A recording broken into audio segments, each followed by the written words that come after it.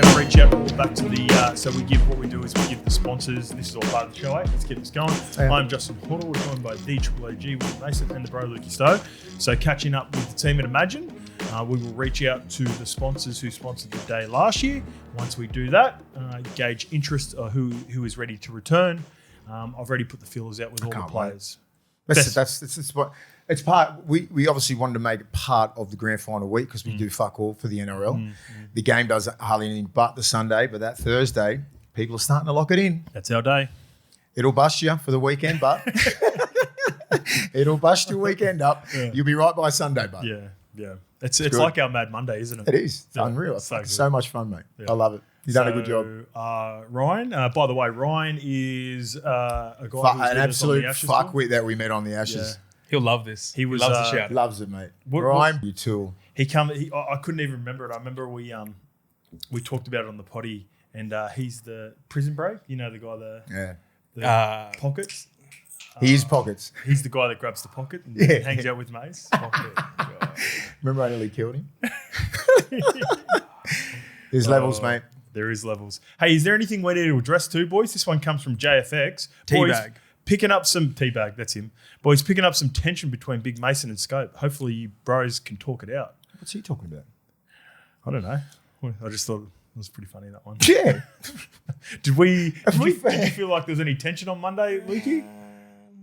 I do not even think that at all.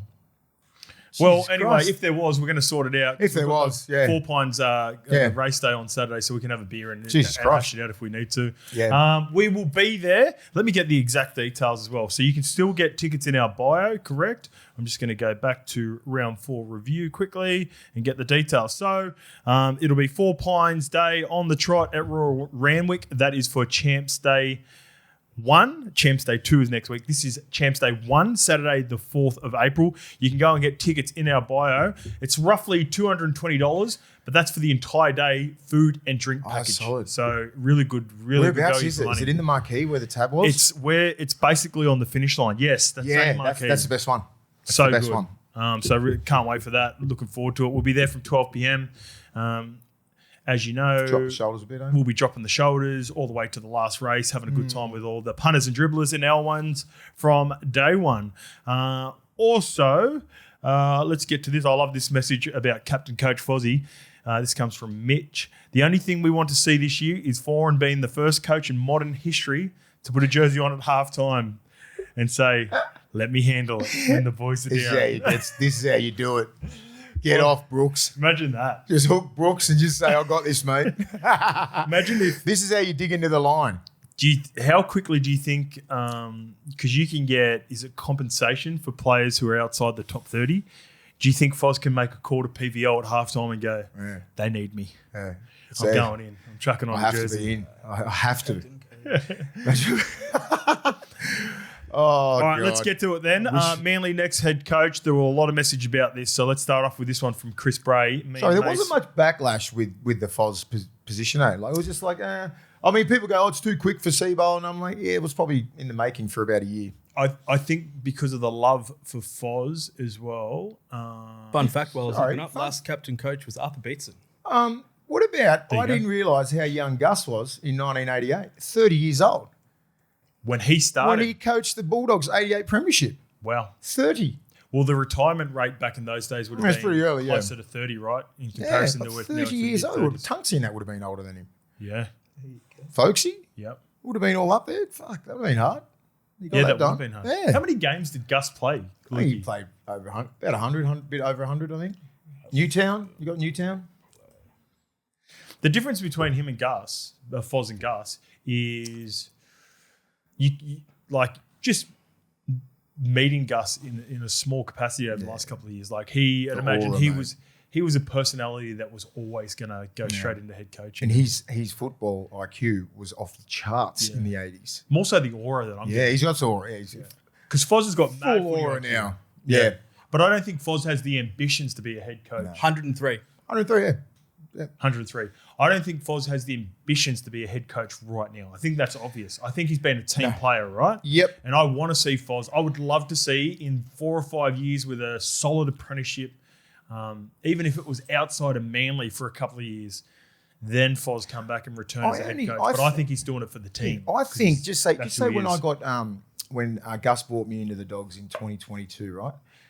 And not in any sort of coaching role or anything like that, but I'm 42 years old. I'm not just retired. And just say things went pear-shaped and they did end up sacking Baz and Potsy took over. Imagine if that happened, goes, Baz has gone. Do you want to coach, Willie? I was thinking that yesterday too. I would have went, yeah, fucking oath. I would have been exactly like Oz. Yeah. Straight away. Fozzie. Straight back like Foz, yeah. Yep. I would have, yep, no worries. I'll have a crack at it. Yep. Regardless. And Foz has just come out of the game. So it's different where he wants to be. Takes up a lot of his time. He's a family man, right? He's a family man. He's got a really good coach gig on Fox. He's doing really good, great stuff there. And the assistant coach is demanding, but it's not as demanding as the head coach. Soon as they get that job, it's a fucking stress levels go from just say a 4 out of 10 to 9 to 9. I guess the grace that Kieran is going to be afforded is anyone with any real footy nous or media fully understand and appreciate that Foz is doing this team first. Yes. No one is going to be critical of him. And I hope Manly get a win as soon as tonight against the Dolphins. I really do, even though I love the Dolphins. Same. I want Manly to win. Right? Just because of Foz. Then that's weird, isn't it? But if he was to go 0-6, Mace, the media won't hammer him. They'll understand what he's doing right now for the club. And I would hope that over the next couple of weeks, and I did watch that interview in full too, by the way, with Jason King, love Kinger. Yeah. I really do think he's the right man for the job. The candidates, which we'll get to in a little bit, are probably not as obvious in years past with some other guys that were available. Like Madge. Remember when Madge was on the market and then the Broncos job became available and he snapped it up very quickly like that? Just felt like it was an immediate top tier signing. You need to make this really important. This coaching thing. It's Manly is Manly. It's poke holes in all of them. It's a storied club, mate. Yeah. It ain't like a new club. It's not the Titans. It's not West Tigers and all those sort of things where it's like you've won premierships after premierships. Like it's a blue chip club. You need a fucking head coach who runs that joint. Yep. Look, they've had Bozo. Yep. Great Des. coaches like Des. There's a lot of history there. For sure. Well, let's go from one mate of ours, Kieran Foran, to another mate, Cam Munster. And this is him. He's going to discuss his COMPA moment, and we had a chance to chat to him yesterday, Money. He gave us an update on Tui as well. So COMPA is Mexican for slang. Mate, bro, brother. It's that mate that's always there, the bloke who has your back, the one who looks after you. And that's what this segment is all about with Cam Munster. Yeah, here we are back with our mate to start off the month. And whenever we start off the month, Money, we start it off with COMPA because COMPA is real tequila. It's not agave spirit. It's the first to market in Australia with 6% ranch water range. COMPA is Mexican for slang. Mate, bro, brother, which we are, mate. It's that mate who's always there. And we like to have a little bit of fun on here. But with that in mind, mate, just want to check in and see how Tui's going. It's the news sort of broke early in the week. So do you have an update for us on his health? And welcome. Welcome. Thanks for having me. Yeah, look, it's kind of scary when you look at it. It had nothing to do with rugby league, which was a bonus for him, obviously. I think it's about maybe 2 or 3 months recovery. Was just lucky enough that he was with his partner in the bed that, obviously he had a bit of a stroke. So, yeah, it's not ideal, especially for the age he's at. He's about 31, 32. So he's the same age as me. So it's a bit scary once I heard about it. But yeah, there's obviously going to be some tests and stuff that's going on at the moment for him to find out the cause of it and the problem. At the moment, we're not quite sure, but they're pretty confident they'll be able to obviously narrow it down once they do all these procedures in the next couple of days. So we'll get an update a little bit more, but he's in great spirits. He's a bit disappointed he can't come back and play, obviously this weekend, but knowing Tui, he's a strong mentally guy and he's had a lot of setbacks, but we're thinking of him, and I'm sure a lot of people around the rugby league community are thinking of him as well.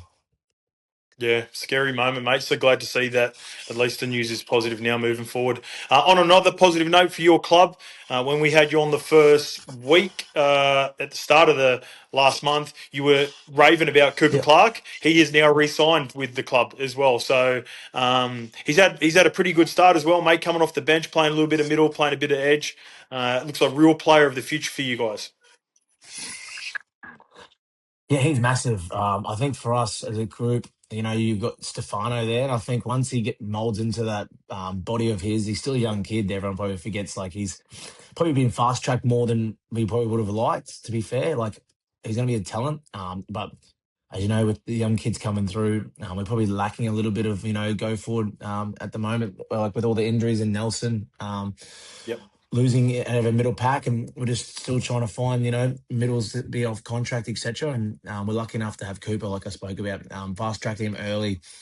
So yeah, he's probably going to be probably the Jesse Bromwich mold, the Jared Weir Hargraves type thing. So the club's done really well to get him on there, and hopefully he can help Stefano in the next couple of years. I know a lot of people got raps on him, and so do I. And yeah, we just got to remember he's still a kid. So I know a lot of people put a lot of people like pressure on Lockie Galvin and expecting him to be able to steer the Bulldogs around so early, but it takes time. Like everyone talks about the way I was playing when I was a kid, but I was lucky I had big three to mold me and be able to take that pressure off me, and I could play the footy I wanted to play, and then I was able to do certain things when I get older.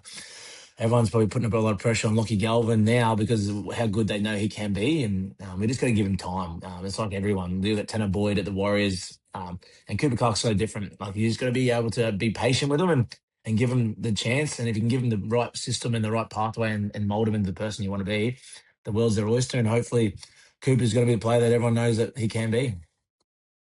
All right, well, I think it's time to crack this as well. I might do this for his re-signing, but also you Get mentioned a into it. couple of the better Kiwis that have represented, down on the Melbourne Storm. You mentioned Jared there as well.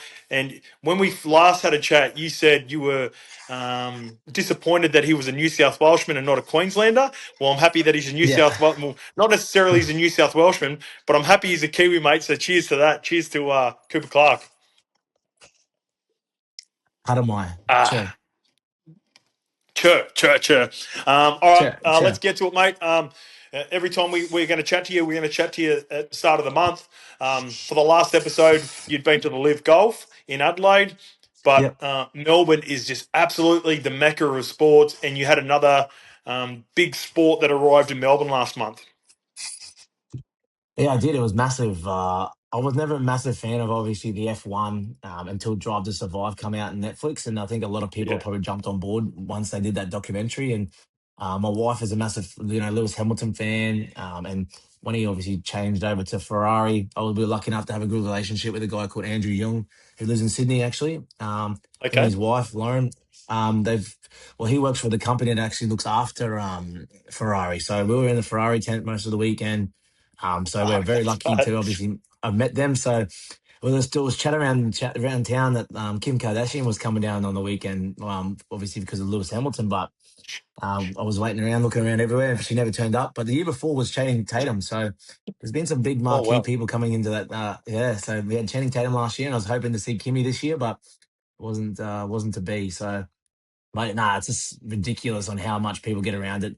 There's so many Oscar Piastri fans now, the Aussie and from McLaren, Yep. and everyone's just getting behind that sport. And I guess when you're in Melbourne, everyone gets behind sport, especially here. And we're very fortunate enough to be able to have the F1 and obviously the Australian Open. So yeah, look, it's been a good couple of months for myself, but yeah, hopefully I can dive into some more events later in the year. I'm not totally across the Kardashians. This is where probably I'd need Kaya to be here, and I'm sure Bianca is across all that. So, is Kim Kardashian with Lewis Hamilton at the moment? Is she? Yeah, well, they're seeing each other supposedly around the traps. So there was chat around the group. There's always these murmurs and all these people in the marquee going, "Oh, she's coming, she's coming." So Yeah, heavy. didn't end up eventuating. So I don't think her PJ was enough to get her there. So and PJ being Ooh, private jet. imagine the So cash. Imagine, oh imagine. mate, Maybe we need to get COMPA to bring him in next time. Get COMPA to sponsor Kim Kardashian down there, mate.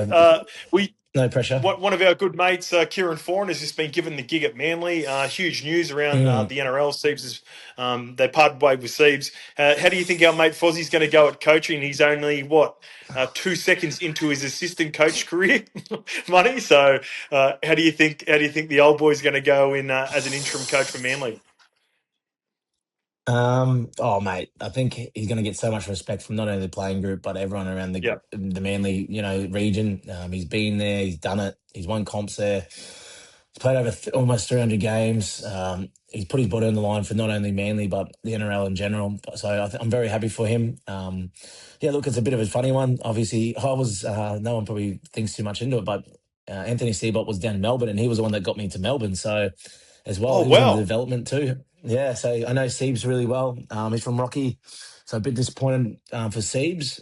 But I guess when you want someone that's been all up and against it with Manly and knows the DNA, you probably know guy better. I know there's going to be some question marks over his coaching because he's only been retired for a year or so, not even a year, probably 6 months. But I'm sure a lot of the boys in that group will listen to his game plan. And when you play rugby league, as you know, Scope, people listen to you. They probably take a bit more advice from you at times when you've played the game and not just been a coach. sure, So yeah. I'm excited for him. Hopefully they don't play well against us, but I wish him and the Manly team all the best this year. And hopefully he can get some strings together. And you never know, he might be the full-time coach after this year. Yeah. I hope for his development. Obviously love the human, and I think he's going to be a great coach one day. But I'd love to see him just take on this interim role. They figure out who's going to be there. We all know he's a Manly legend. You've played against him, so I think he just slides back in the assistant role once they pick whoever they're going to go with long term and get that apprenticeship done properly. And then in 3-4 years time or whatever, he could become the long term coach for Manly. What about the six again era, mate? Me and you were texting about a week and a half ago. I think we might have been watching a game. I forgot what the exact game was, and we're just, Yeah. talking about. I said, "Oh, we'll save this and we'll chat about it once we get on the potty." You've been through the three transitions now. 10-year vet, 10+ year vet. So you know what the league was like before the six again era, and then there was like a 4 or 5 year grace period with the old six again era, and it looks like it's just Yeah. changed slightly again. So how have you found transitioning over at least your time in the league to sort of where the six again era is at right now? Yeah, that's a great question, Justin. Scopy boy. I just think for me, like the big boys or the big middles these days are not it. Like as mad as that sounds, but when you look at the times when 2016 to 2020, like those eras of all big boys, you could get away with, being a little bit like heavier. You can get away with, kicking for touch or giving a penalty away, giving yourself at least 10, 15 seconds Yep. rest when they kick out for touch. Like you might be blowing and with other teams cooking too, and you just take that couple of extra seconds to kick for touch. Then you're giving the other team a rest as well. Where now and then they've obviously changed it. They're doing more six agains now, so I feel like the referees having a lot more influence than that when they first started with the six agains. I think it was just Yeah. a little Agreed. like experiment, a little bit experiment just to see how it'd go, how much the game would change, how fast it would go. And it's like touch football now. Like, I feel like for me, every time I get back to the retreat and go back to the line, I look up. You're too scared to jump on the tackle because you're worried about giving the sex again away. Like Yeah. honestly, that's what it feels like. You feel like you're getting to the line, turning around, getting up, and making a tackle, and you feel like you're not laying into the tackle so much because you don't want to be that guy that gives a six again on a third tackle, a fourth tackle, or a fifth tackle. Like last thing you want to be doing is making 12, 14 tackles. But these days off kickoffs, teams are making 60, 70 meters off a kick set, like off one set, and then Yeah. they're putting the kick into the attacking way. So yeah, mate, it's changed massively. Am I all for it? I just want consistency. To be fair, like I just think sometimes when you look at it, there's been that black and white. But like for me, for example, the Paddy Carrigan kick pressure Yeah. on Cody Nicarima the other night, like Yeah. that's not a penalty. Like I know Ray's stuck his arm out, but then they give that a penalty. But then you go to other games and they don't call him because it's under the different ref discretion. So it's just more just wanting consistency. We're all for the change of the rules, the exciting game. If we want it faster, that's fine. But for me, looking at it, I just think the lock now has changed from a big guy to like a small Kurt man. like Isaiah Yo, like those type of ball players that can just keep Dylan Walker, Yeah. Aaron Clark. So I just think they've now come tenfold in the middle that you just, and Tyron Wishart can play there too. So those are the type of guys that now you're looking for that come off the bench that can bring that impact with the ball in hand. Yeah. You mentioned that hit before from Carrigan early on in the game too. I reckon Tom Gilbert unfairly got done as well. He put good kick pressure and tackling motion into Walshy. So I think it might have been not 100%. It might have been Ashley Klein. I think he sort of felt like he had to do something to Paddy, and Paddy's was 100% not a penalty just because he had done that one early in the game. Where I don't think either of them were penalties, to be fair. Yeah, but you shouldn't need to square it up because of that. Like 100%. you shouldn't feel bad. Like we're not always going to get it right. Like we're not perfect, but we just want consistency. Like there's been, and there's a great example for us on the weekend against the Cows. Colin Hess was called out inside our 20, and that should be an automatic penalty, but he called him out because he was offside. So it's just those incidentals that you're like, are we going to just pick and choose when we do it? It's the same as Origin. You know exactly what's going to happen in Origin. There's no whistle, but Yeah. it's just one of those things. Like I just got to get for me in the playing group and players around the game. Just got to get their head around that. We're probably, and I'm probably being a victim of it too, just getting too influenced by the referees' decisions at the moment and diving too much into it. Where I just need to probably focus on my own game. And but I think sometimes it's hard because you see so many. Because I watched so much footy over the weekend that you see these penalties and you're like, okay, that's a penalty. Yep, sweet. Okay, that's where they're going. And then the next game you play, you don't get them, and you're like, well, what's going on here? Like, yeah. But anyway, it is what it is. You know what it is, But mate? yeah, just got to adapt It's the and different referees, mate. It's harder for the referees, isn't it? Like you can tell. I watch, as you know, mate. I watch every game, and I know you're a footy head as well, and watch as many as you can. There is, yeah. you can tell by their body language at times that they're not even, who's that in the background? Who's there in the background? As my boy said, go, Yeah. go find mum. Sorry, mate. Sorry. No, you're good. You can tell that they're not even like totally sold or have bought into the new interpretations of the rules. It's like they're reluctantly blowing a penalty or a six again. Like you can hear the communication between the captains and the refs.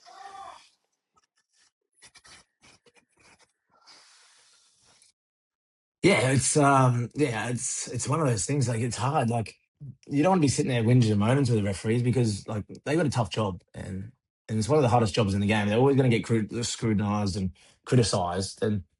But at the same time, like if you're doing something blatant like that, then you're always going to get criticized. So for me, I'm just more asking this more consistency or just more of an understanding of the black and white rules because I feel like there's black and white rules when if you do an infringement or you're offside or you hold down and play the ball in that 20-meter line, like that's an automatic penalty. Like that's the rules. You can't just be calling someone out. Yep. You know what I mean? Just because it's on your own discretion, but that's the rules. But yeah, I won't get into it too much because I'm probably getting harping on like a broken record. But yeah, I just think as fans, you just want the same thing. You just want the rules to be black and white. Yep. And I can speak on behalf of former player, media, fans. We are all in agreement that consistency is the big thing that we're always looking for. Speaking of consistency, you're playing the Penrith Panthers this week, mate. It's a huge blockbuster game. Money, are they as good as they've ever been?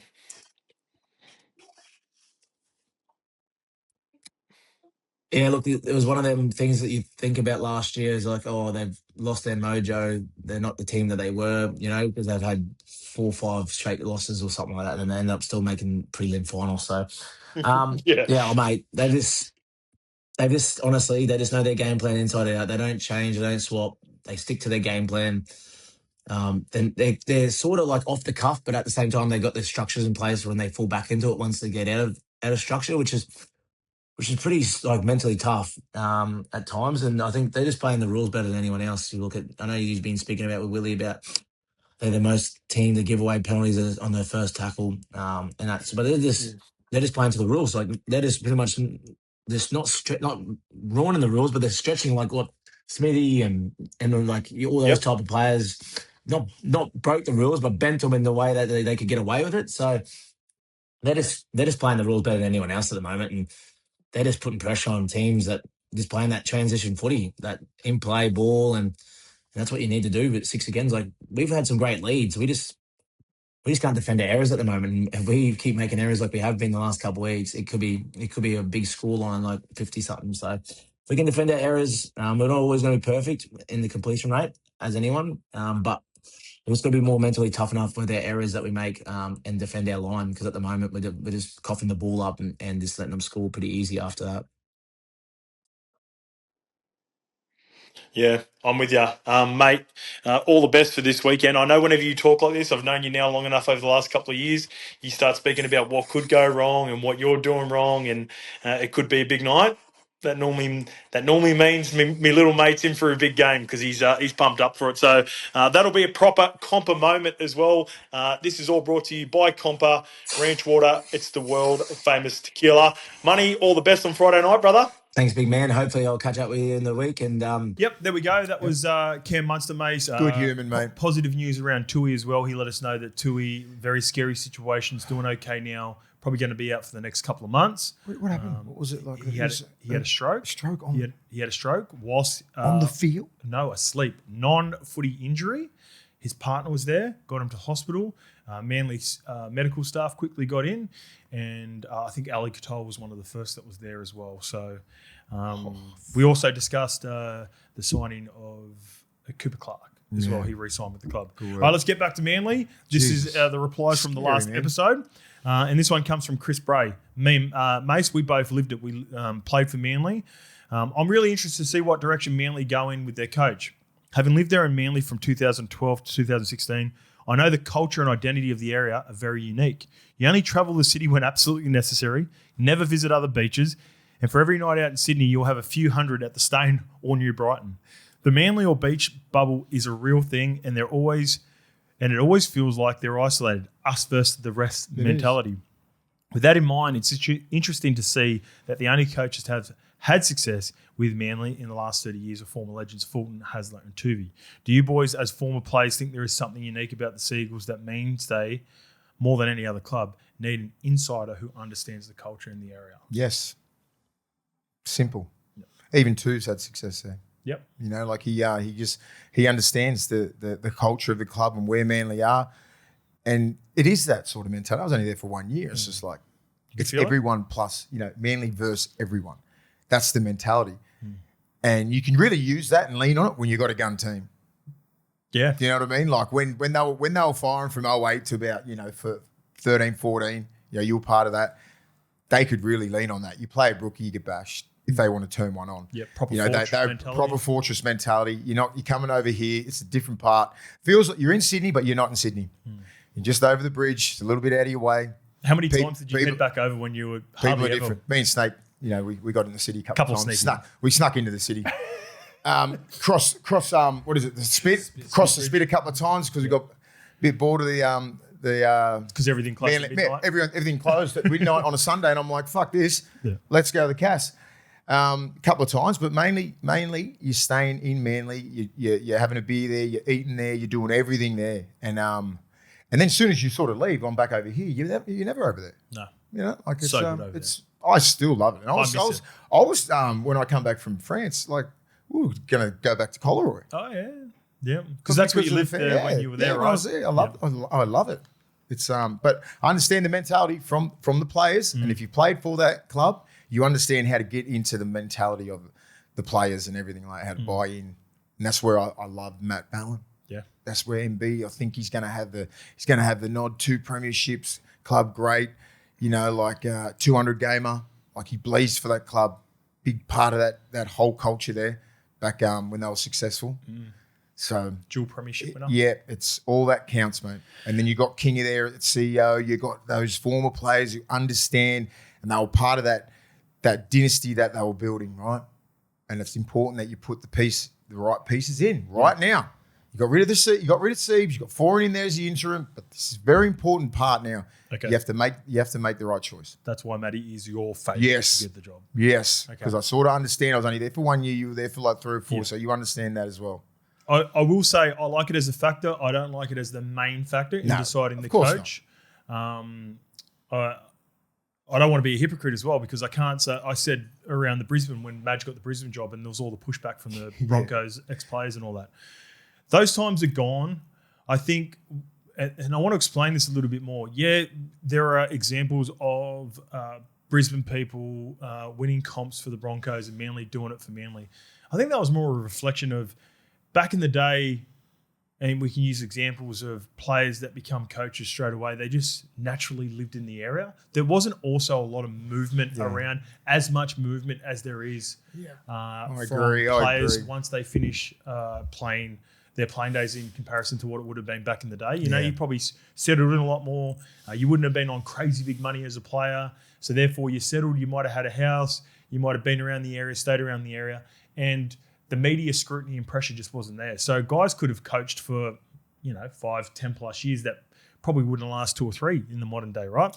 I use that as an example. So, it's good. That's a pretty good argument. That coaches were Manly people, Manly players, Manly premiership winners because there was not to say that there was a lack of choice, but there was no more. There was nowhere near as much scrutiny. So therefore, you got to ride out the hard, tough times in comparison. You just retire. Let's just say when you were Bob Fulton, but you retire and just, I want to coach. But also this, because of the pay packets that are associated with it now, the pressure for the coaches to succeed, and then also, it does come with a lot of pressure being a head coach, but there's also a lot of perks. Like you can get fucking $1 million around the $500 to $1 million mark. So there is more easy 500 minimum. There is more competition for spots for head coaches than there were in the previous years. I'm even going all the way up into around the 2000s, right? Yeah. So because it's not on the cap. It's not on the cap. When Manly fans and Broncos fans, when they think about, all right, we've got to have a Brisbane guy, we've got to have a Manly guy,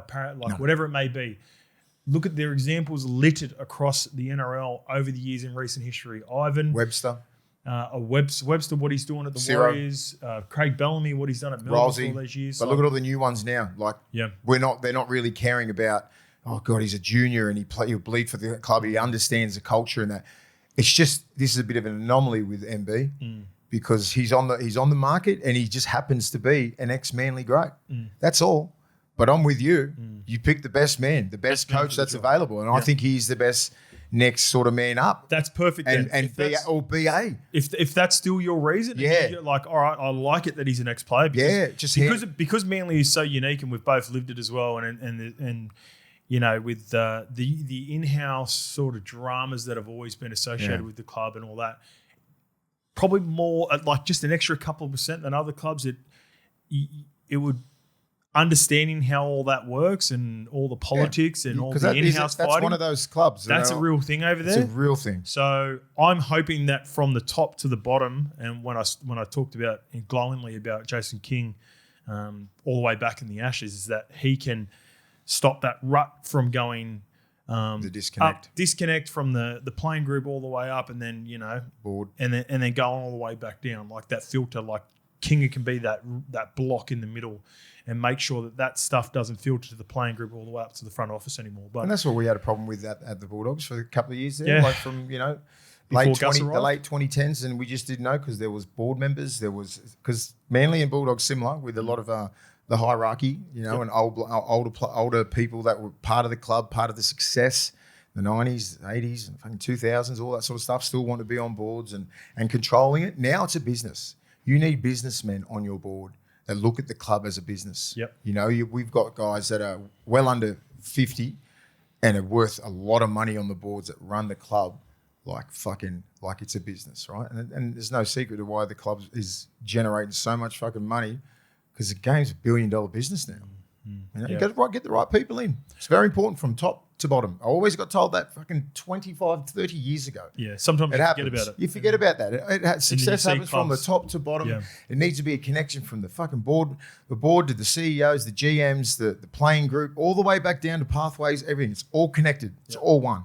So understanding all of that, me and you live in it, me and you being at the club, I've got a new favourite for my candidate. Slamming Sam Burgess. Shit. Right Sam Burgess, boys. I thought about this. I thought when you just put that, slamming Sam Bacco. Slamming Sam Bacco. He's no longer with us. God rest his soul. Slamming Sam. Apparently he's England now. Apparently, it was Willie Peters, and Sam was told that he wasn't going to get it. Gotcha.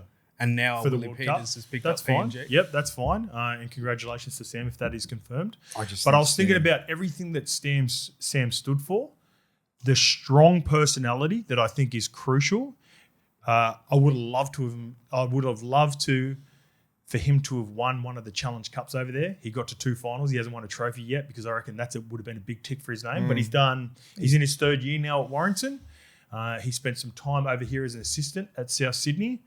And more so, I'm just going back to whoever takes over this job understands that more so than probably any other clubs, there's going to be a lot of pressure and a lot of politics involved with it. So you need to have some grit about you. And you need to be able to make strong decisions. And I know Sam the person, you know Sam the person. I was thinking about it. Someone wrote it in the comment section. I can't remember. I should have wrote it down to give him credit. As soon as I seen the name, I went, fuck, how did I forget about Sam? He immediately goes to sort of the reason I threw in Ben Teo as well. I want someone to come in with a strong personality who isn't afraid to ruffle the feathers of not only the players but also won't cop any shit from the front office and the owners and do his thing and run a program correctly. And Sam's my new number 1 guy.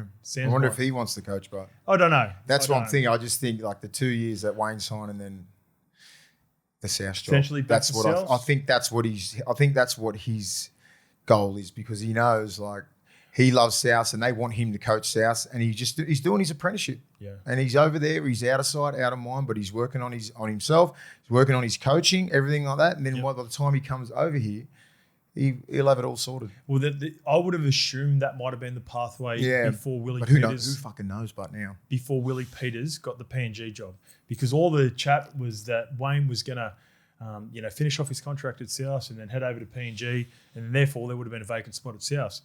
Now Willie Peters has got the PNG job. Wayne's been Wayne for the last 10 years. Wayne's 77. He could very easily win a comp in the next couple of years. Depends how Wayne is he's pushing 80. Yeah. And I think that's coaching keeps him young. Yeah, I agree. And I'm like, so don't you dare compare Wayne to your average 77-year-old. I'm thinking he's 77, 76. Yeah. Don't compare him to that, because he's not. He stays fit. He's mentally sharp. He's all over that shit. And I think once he retires from the game, he will be old. You know what I mean? But my point is waiting for, I know. I wouldn't be surprised if Wayne doesn't coach for the next 5 years, mate, is my point. That's what I'm saying. I said, don't compare him to a normal 77-year-old. Okay. This guy's, he was at Newcastle, he could bench 100 kilo. Yeah. Remember when we interviewed Sam Burgess on stage for the Ashes, and we talked about, and he's told this story before on a few podcasts, where Desi nearly had him at Manly, and he was a fan of Beaver and he was a fan of Manly. We missed out on Sam, the player. Yeah, it's a good shout. It's a good shout, mate. I'd imagine Jason King. We had some great contests against South Sydney. Yeah, some beauties. I reckon there would be a lot of mutual respect between those two, and just having a couple of proper alphas. Remember those as games the CEO, when Stevie Maddow fucking pumped one of the Burgess? Yeah, Georgie off the kickoff. Did it, yeah. So there was another game that we played at Gosford where, we had Sam head on a plate and went after him. That was a big part of our game plan. And Kinga, this is in 14. Kinga went after him. I remember that game, mate. Kinga went after it. I think he might have got Tom and even Biffa. Got everyone. Anyway, my point is, get him. Those two alphas running our club at Manly. I don't mind that. Sammy's my new. I don't know what his whether Sam mindset wants it or not, I don't know. I have whether no idea. they've reached out. Is that even in the fucking their mind at the moment? I hope so. And if not, it is now. Well, it is now. Lukey. Number 1 clip. This one. Clip it up. Get it out. Get it out in the ethos. Yeah, I like it. I like it. Really do. All right. Let's get to this one. I think it is. Oh yeah, no, that's fine. That's just more old boys chat. All right, let's get to this one. We've got a Galvin Premier League, as in English Premier League comp, and this one comes from Jay Borthwick. Love the potties, boys. The Dogs' attack this year has been frustrating to watch. Watching Lachlan Galvin play halfback is like, Lukey, you appreciate this, seeing Bruno Fernandes stick at defensive midfield for Manchester United under Ruben. Is it Amorim? Amorim, before he was sacked. Both are quality players, but you're not getting the best out of them. Galvin's a natural playmaker who thrives with freedom, not being forced into a structured halfback role too early. Just like Bruno, at his best, is further up the pitch creating chances, not sitting deep doing the dirty work. A change of system for Bruno since Amarim's sacking has allowed him to shine and return to his best. Serraldo needs to do the same with Lockie. You can see the talent is there, but the roles prevent them from dominating games. So I guess his point is maybe does he see Galvin as more, and this is what you've been alluding to a little bit, Mace, with putting a more traditional 7 in Sean O'Sullivan if he was to play and get Lockie Galvin's running game, because naturally, mate, that's what he wants to do, right? Yeah. He's not as polished as a ball player yet. So the frustrations I see that Bulldogs players, Bulldogs fans and all that get at the moment is he's not creating chances for his outside backs and back rowers as often as you'd probably like, but that's not his style. That's the way he plays. Yeah. And obviously, I had my strong thoughts on, the Bulldogs' performance on the weekend. And it's not like, I had a good chat with Ciro, and he goes, mate, that's fucking fair. He goes, you should have seen the spray I gave him on Monday. They all know they played bad. They didn't play up to scratch. Underwhelming. Give Newcastle some credit. They did exactly what we wanted to do to them. And this is how strong the comp is, right? You fucking come with your a little bit less than 100%, you get dusted by anyone. Can I just jump in quickly? Yeah. Early part of the year, teams are figuring out if they're good or not. Newcastle, in their mind, despite what anyone else thinks about them, they think they're legit this year. Yeah. So credit to them. And I'm like, I hope they are too. By the way. And we look disjointed, and it was our effort plays, right? When their whole club is it's based on efforts. The market chasing, the 3 into tackles, everything. We just had an off day. And for some of these fucking fans, so to speak, right, that are coming out, and I don't even know who they are, but like bagging the club saying, oh, you should make a change and everything like that. Who the fuck do you think you are, right? Unless you've been in those 4 walls or strapped the fucking boot on at all, played any sort of NRL, you shut the fuck up, right? Have your little say or whatever. Don't try and think you can pick the team and say, oh, Galvin should be this and Birdo should be that. It's one game. If you showed me 4 weeks of what they did on the weekend, granted, you can shuffle the pack around, all that kind of stuff, and muck around with Galvin and maybe Birdo if it's not working. But other than that, when you play for that club, it's different. It's not like playing for the Titans or all these other clubs, mate. It's you get fucking hammered if you don't play well, and if you don't win, you get this sort of pressure. Okay. If the Titans did play like this, or even the Tigers or Canberra, no one cares.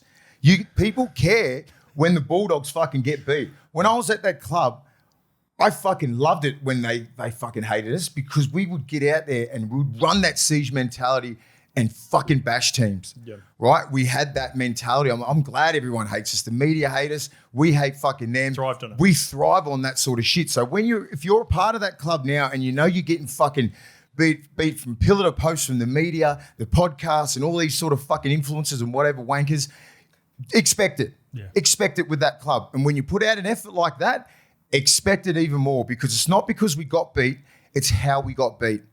It's the effort plays. It's not Bulldog-esque.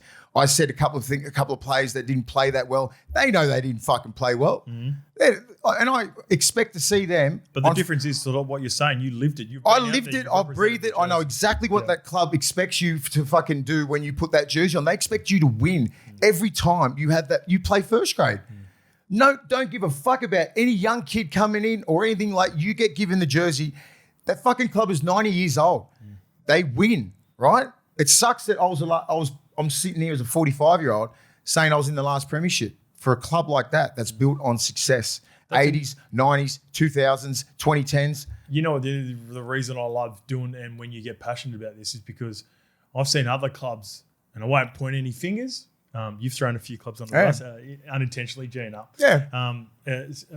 But I really feel like some ex-players enjoy that they're the last. You hate that. I hate it, mate. You hate that you're the last premiership winner for the Bulldogs. Especially for that club, because it's a storied club. It's supposed to be winning premierships, right? And I'm like, fuck it. Like, when I was playing, of course, I was playing for Newcastle and all that sort of shit. Now their career's over, right? I've been retired for 10 years. I'm at the club. I love the club. I want it to be successful. It's successful in every single other avenue, right? Except we just haven't won. But we're building towards that. You know, what do the fans want us to do? Just go, all right, get Galvin at 6 and put Birdo over there and this and that and change it all around just for fucking one game? For one game? Like, get your shit together. Like, understand. Like, you know, it's a fucking. We bought Galvin because we think he's a better choice than Sexton, right? We got Leo Thompson because we needed strengthen the middle up. I spoke to Leo yesterday. He'll be back in about 2 or 3 weeks. Awesome. Everything like that, and they just need to figure it out, right? In the halves. Yep. They're both gems of players, right? But they just need to figure the balance out. Yep. They haven't figured it out yet. And that's why coaching is so important. And that's why trusting the process and let it happen. But if I'm having this conversation in a month, then you got the right to say it. But if you have not fucking done anything in the game or you sit there on your little podcast and bag the fucking club, you don't know what's going on. Just shut your mouth. I will just... and if you see me in Magic Round, don't fucking come near me. So I will just say there is definitely a place for content creation with some of these fans and podcasts, and I've said this all along. There are things that definitely you can get frustrated with. Yeah. Games, selections. I think just there's always the fine line of getting carried away with where your profile is at, and especially and I keep circling back to this. Strong opinions are fine. Yeah. When it starts getting nasty, a little bit nasty. That's what I'm saying. That's what I spoke to some people, the important people at the Dogs. They're like, we don't mind a little bit of an opinion, right? Don't get fucking nasty and think that you're a little bit fucking. These guys, like Aaron Warburton's invited them into the club so they can film content and shit like that.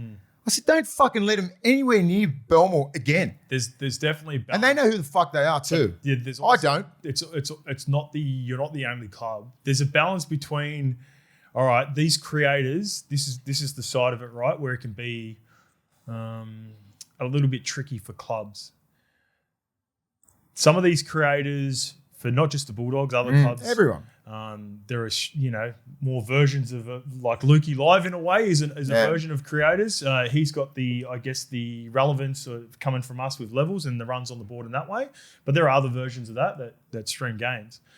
There is a place for it, but the problem and the worst versions of it are a lot of the stuff that is going viral for these creators. It's the negative stuff. Is the negative stuff. So if you're hammering coaches, you're hammering players, you're hammering parts of the game. Like even Lukey did unintentionally, his devastation around the Matt Dury injury is something that goes viral, right, Lukey? And that's not a nasty way. You didn't do that in a nasty way, but you were like, no, fucking Dury or whatever.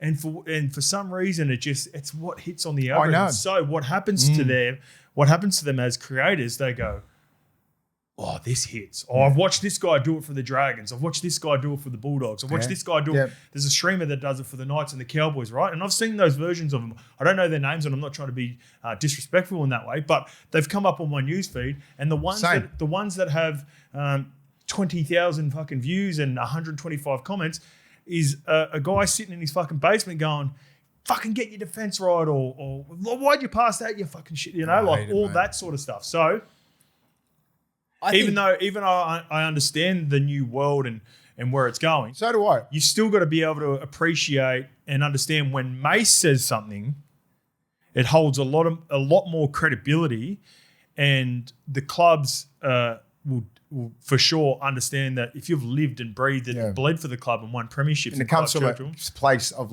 you don't see anyone like Jammer, J-Mods and that coming out. All we want is the club to be better. We want the club to win. Yep. That's all we want. That's all I want the club to do is win. And I just didn't like the performance. The boys wouldn't have liked the performance. They would have went through that video, would have been embarrassed. But don't forget, a couple of weeks before, we went down to Canberra and beat the minor premiers. Big win. Yep. Massive win. I just get this one. I think it's our worst performance in the last 2 years, I think. And it's just get it out of the way. I don't even look at that as a Bulldog game. I'm like, get it out of the way. But I'm just looking at how quickly these guys just jump off the bandwagon, but they get on the bandwagon quick. And I don't forget. Yep. Anything like that, Lukey? If you wouldn't say it to the player's face, don't post it. Yes. And yeah, it's, good it's, point. yeah, and I'm all for, if you have an opinion, guys, constructive opinion about the team. If you love the club and everything like that, you want to see the club succeed, come up with something fucking, I don't know, more positive and creative and just something instead of negativity, mate. Otherwise, people just brush you. You're a fucking idiot. No one cares about your fucking point anyway. Don't get caught up in the like herd mentality. Yeah. Like just because you watch another creator that Yeah. Again, I'll go back to the example that we've given just a couple of weeks ago. Like for the most part, yeah, we can be you can be quite fired up with the Bulldogs' performance, and that does go viral and gets a lot. There's no point in denying that that clip did really well for us. And we don't look at it. We don't look at it and go, let's hammer the ball. Let's say something about the Bulldogs so we get views. I don't give a fuck about views or likes or anything like that. That, mate, the reason we posted that, and I said to Lukey, because that's a strong opinion. Yeah. Now, we can also have, for the most part, a lot of our strong opinions are positive. Yeah. Basami Solo. Someone was like, Solo. I think it's Solo. Is it? Yeah. Basami anyway. Basami, big shot, positive. Adam Dewey, you were unsure whether he's got the Batman. Guess what? He played really well, so we gave him his flowers. You can go viral with positive energy. Saw Curran yesterday, 3 ribs. Yeah. Three ribs. He got him with 3 ribs. Wow, what a Boom, shot. boom, boom. Shot of the year. Fucking gee, he goes, you know what? He goes, he got me. Was it the contact or Fucking was everything. It If the contact into the driving would've been and the both. exposed and then full on 110 kilos of Would just have been both. Samoan fucking muscle in your ribs. Yeah, well said, mate. I guess. And I was at the club yesterday, right? I saw the boys train. They were training on Wednesday because they're playing on Friday. They don't usually train Wednesdays. So I was out the back with the pathways and just saw the boys train. I said to Ciro, how's the boys? They're fucking good. Yep. It's just one of those games. You just get over it. And I just look forward to what they got this week. They're going to have 70,000 there. Souths are on a revenge tour. We'll get to that. That's going to be a game and a half. Then if we have about 3 weeks of the same bullshit, then you can come out and say, fucking hell, what's going on there? But even then, I don't even give them a pass for that. Just do it the right way. Yep. Here's just quickly on this one. Here's a New South Wales feel-good story, and it's relating to Shibasaki of 2026. Oh, yeah. This one's from Azati. Ooh, The Oak comment was brilliant. I'll say this about Milky for Origin. We need some positive stories around New South Wales. Queensland always seem to cook up some sort of rags to riches, overcome an impossible odd story as an excuse to get up. How good it would be for a guy to go from Ron Massey Cup to New South Wales winger in the space of 18 months. Yeah, it sounds fucking great, doesn't it? As long as he's performing. As long as he's performing, I don't give a shit about the story. I Yep. don't give a shit. He's killing it. He's breaking records. He's in a great system, but I love his play twos. I love him under the high ball. He's a great finisher. If you're deciding between the two and you need to manufacture a story to go, all right, boys, look what we can fucking do. Yeah. Look where It's a Milky's great come story. from. It's a great It's story. a great story. But, there's going to be a couple of players that want that job. It is very Queenslander, like you said. Yeah. Bring Alfie back from Warrington or something like that. Remember that? Yeah. 2001? Yep.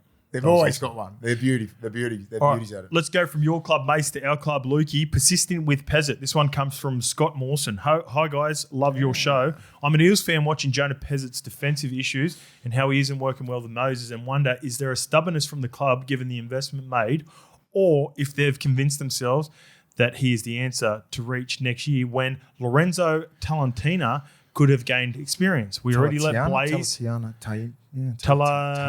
Talatana. Talatana. Okay. We already let Blaze Flungy and Ethan Sanders leave because we thought Dylan Brown was staying. So you don't want to miss the boat on a local junior again, do we? He just needs to get his defence right. He's really making some really bad decisions. He's not a strong defender, right? And he just needs to work on that. Past 50% of his game is defence. Yep. You all know that. He's not a big man. Neither's Moses. Moses don't miss that many tackles, man. Yep.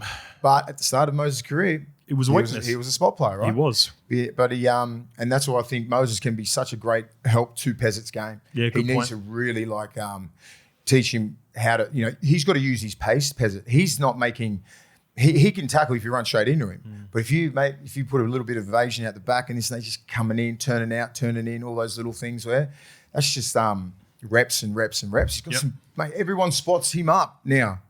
Now that, he's, what is he, on the left side, right? Yes, he So is. the right side back row is having get me early ball, dig in, all that kind of stuff. You know, like where Payne Haas and Carrigan went through. There's a lot of some of the most back rows powerful are coming back through. rolls are on the right now, eh? Yeah. Olakuatu, Yeah. Fene Fuiaki. Because the left three is usually pretty weak. Yeah.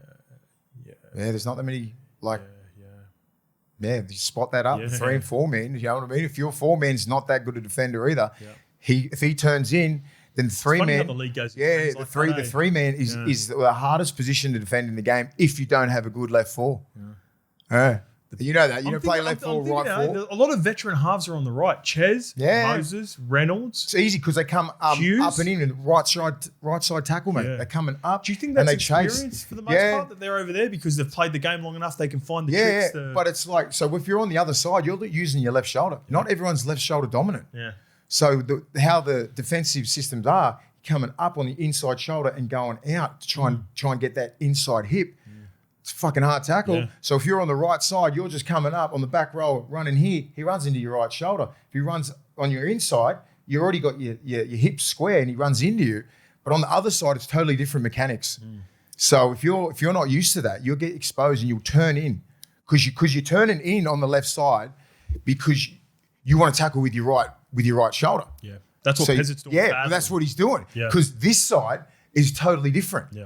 So he needs to be here. If I'm tackling you, I need to be on your inside to get more that way. Yeah. Right? So it's about where he's setting up, and he's setting up bad. Yeah. So little things like that. He just needs to rep it out massively. Pezet was one of my signings to watch for this year. I've got a lot of belief in him. I really do think Mitch can figure it out. I want Mitch to take the keys properly and Pezet complement him. That's what I said on the podcast. We said that, mate. I've heard great things about Lorenzo from Mitchell Moses himself. There is a player there. They're excited about him. Pezet is here for 1 year. I would love to, similar to what we're about to talk about next with the Dragons halves, I'd love to see Lorenzo get a taste this year and set him up well for next year because I really do think he's going to be the long-term six. Yeah, so Pezet is obviously like, you're playing with house money with him, right? Yeah, I think so. So but also, he's got to get going. How long do you persist? At least another month, all the way up to Magic. Okay. Yeah. Give him to Magic round. If he's still missing these tackles and he's not really winning games, like he played that really good game against Brisbane, got the win and try, but he didn't do that much that game. He missed a lot of tackles, but he made up for that one play. He had some big moments. He had some big. He's a moments man, right? He's not short of confidence, but he needs that defense to be. He needs to be confident in defense. Agreed. He's not, and it comes with reps. And he just needs to line up properly, and Rolsey should be teaching all that shit. And he probably is. It's just different in the game. Yeah. Fucking different shape, and they're running a lot of shape at him. You just said it before with the Bulldogs. We're 4 weeks in. Yeah. Although just trying to figure this shit out. It's not panic stations. No. But you've got to get it right. You've got to start fixing it. You've got to start fixing it. So again, I'm going to give it 2 months for across the board. Your Bulldogs, of course. The Raiders. Yeah. They're another team. I want to see Strangey fucking ball out this week. I want him to go after it. I want to see Mitch take control this week against the Tigers. So, yeah, it's time to get there's a grace period right now that with all the clubs that are going through that are struggling. It's Panthers it's time to get it going. Panthers that are just like looking legit, and then everyone else looks rusty as fuck. Yep. Everyone's had their moments. Everyone's like Brisbane's go back to back. Storm. You've had 2 14-point leads. Gone. Yeah. Like Canberra. Like you fucking won one game. Even as good as the Wire started. They got dusted by the Tigers quite easily. They need a bounce back game this weekend, or they could start questioning how good was their start as good, And the game has evened up so much because of this 6 to go rule and fatigue. Yep. Right. So if you can get lion's share of the ball and just like Penrith are, and kick teams in and bash teams, you'll win most games. And if you're fitter. Like it's this, and it's like with the Bulldogs, you cop 10 minutes on your line, like non-stop repelling, takes it out of you, mate. They're high-speed grinds. Let's go from the Eels halves now. Bulldogs halves to Eels halves to Dragons halves. This one comes from Shannon Jarvis. Cade Reid started round 1 in New South Wales Cup, but had to leave after only 2 minutes because he was shoulder charged blind, resulting in category 1. Not much you can do about that. He missed round 2 because of that. He played 80 minutes in round 3 and 4. Over his 4 games, he made 51 tackles, 12 missed. Personally, he's definitely not physically ready for week first grade. He needs at least a year in New South Wales Cup since he has just come up from playing Jersey Flegg. Yep. It would be good to see him get 10 to 20 minutes stints off the bench, but realistically, you want him to be in a side that's winning and full of confidence. I don't want what happened to Tom Dearden when he made his Broncos debut to happen to Reid. He was put in too early in a losing side, which delays his development and causes him to lose confidence. Good I'll shout. start on this I one. like that. It's a good shout, Shannon, and I appreciate it. I will push back on this, and I love the take that Luke Keary had on this. He was on the Dilemma Show for Channel 7, and he was arguing with Woodsy about this, and I fully agree with Keary. As long as the fans and it's explained from Flano, understanding that, right, we've got this young kid that we're excited about, but we're currently in a position where Kyle was going to miss a week due to concussion. Is he sweet? No, he's going to miss a week. I thought you said he was going to miss a week. Sorry. He's going to miss a week this week. Yeah. Like in King Tonga is named at 6.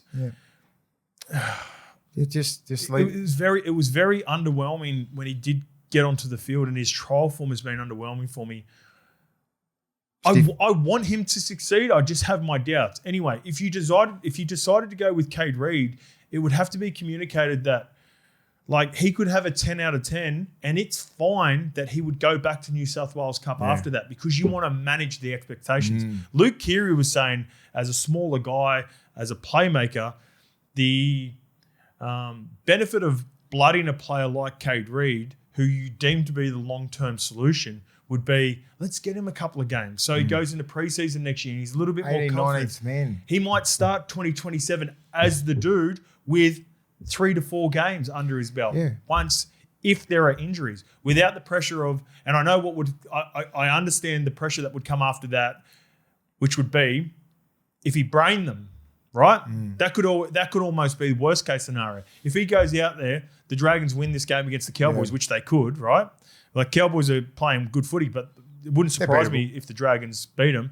Cade Reid kills it, and then he puts Kyle back in, then everyone would, all the noise around that would get even louder. I think that's what Flano's thinking as well. That would be a concern, a genuine concern. But it'd have to be communicated even to Cade, like, Cade, this is for the betterment of you, the development and all that stuff that you're saying there, Shannon, where you can still blood him and have that, but just have the I guess you got to be have the foresight, right? The foresight to go. You're a 10-year player.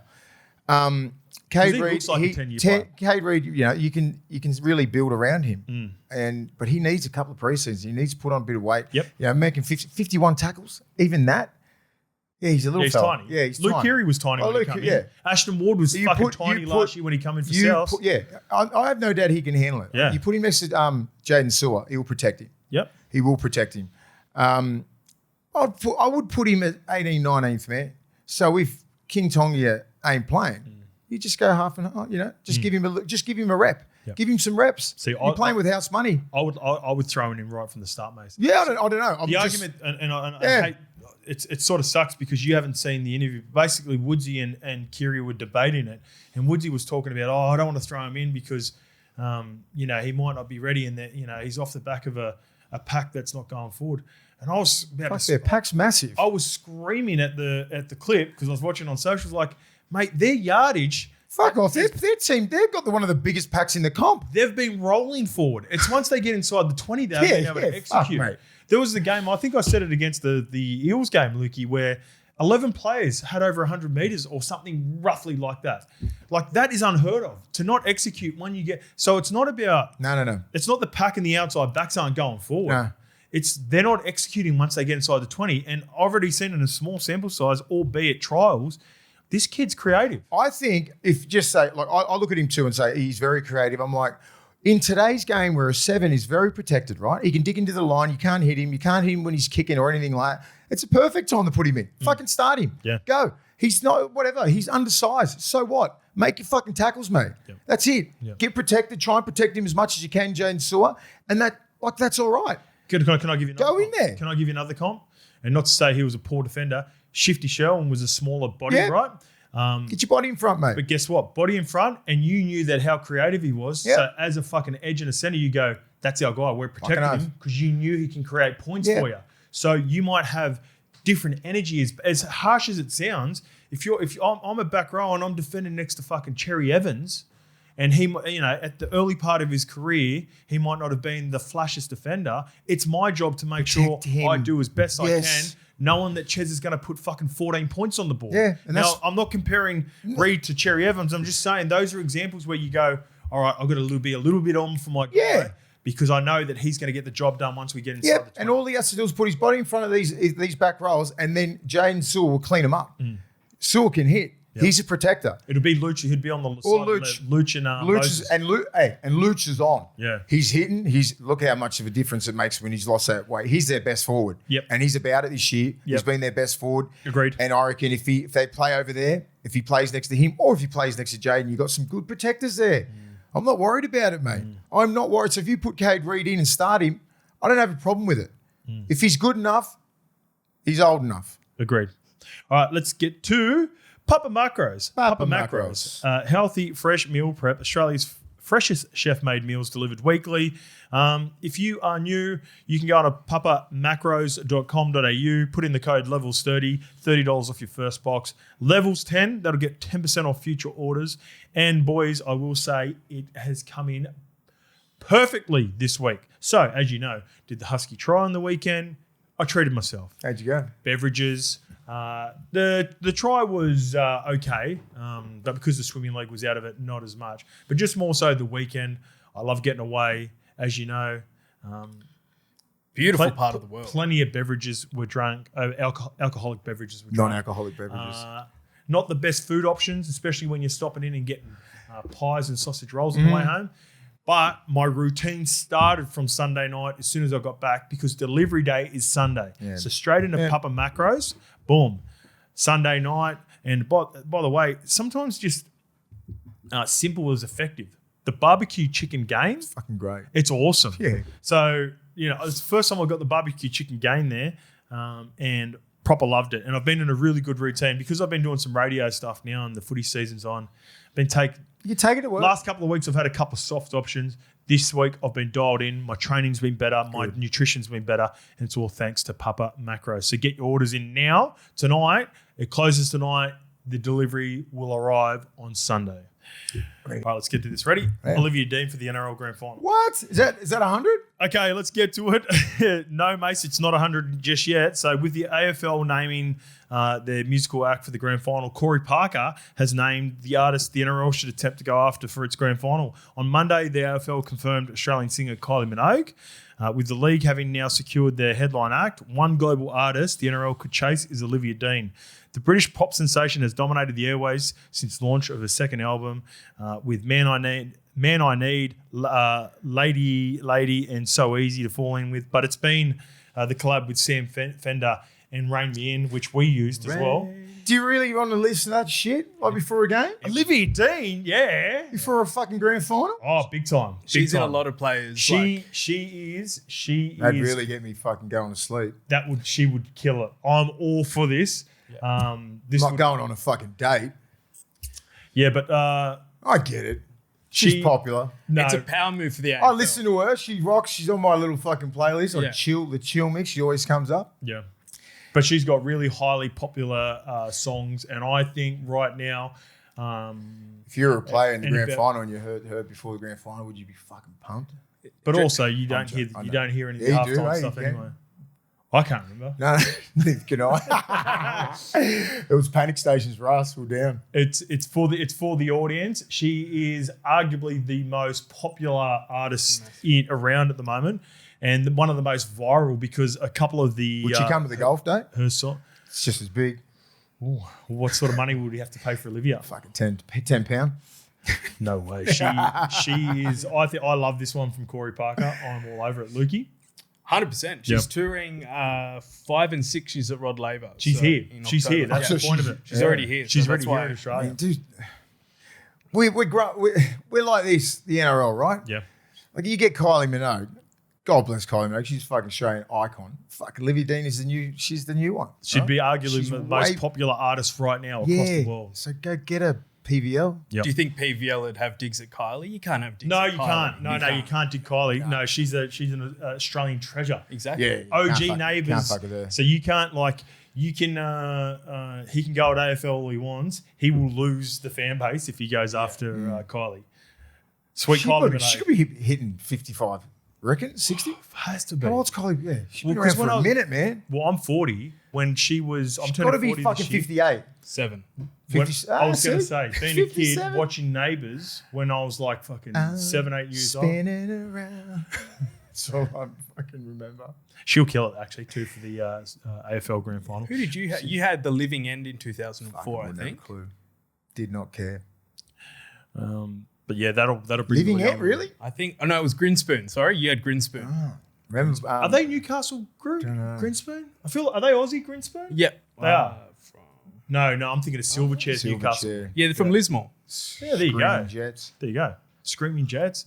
Yeah, it's Just there. We've got to pick that up. We've been getting a lot better. Teddy Swims was a big Yeah, deal because he's a big fucking deal oath. around the world last year. Yep. I think Olivia We've been Dean. nailing it. So if we're getting Teddy Swims and all these side of people, Olivia Dean's on it. She would be on the mark. But she would be my nomination anyway. So let's get to the RLPA Player of the Month nominations. In March, 3, 2, 1, the voting is done by myself, Woodsy, Dean Hallertau, James Graham, and Josh Morris.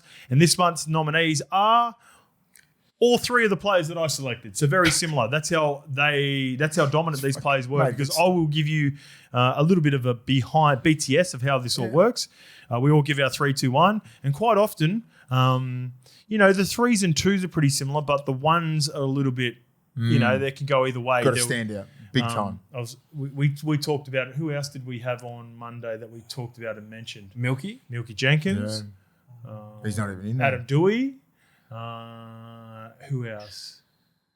Anyway, the 3 are for this month. Nathan Cleary of the Penrith Panthers.